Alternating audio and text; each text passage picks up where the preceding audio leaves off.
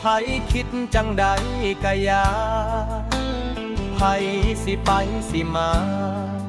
คนเฮาเกิดมาต่างกันผ่านมาแล้วเห็นมาเมิดทุกอย่างโลกมีไว้ให้ยามทางมีไว้ให้เที่ยว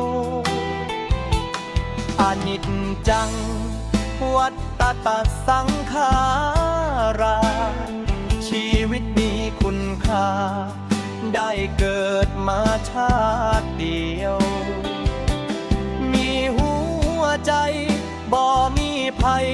และเลี้ยวบ่อยากยุ่งเกี่ยวแน่นเหนียวเที่ยวทางกับปากภัยทางนั้นดีทางนี้บ่มีผู้ใดบ่อิจฉาไผ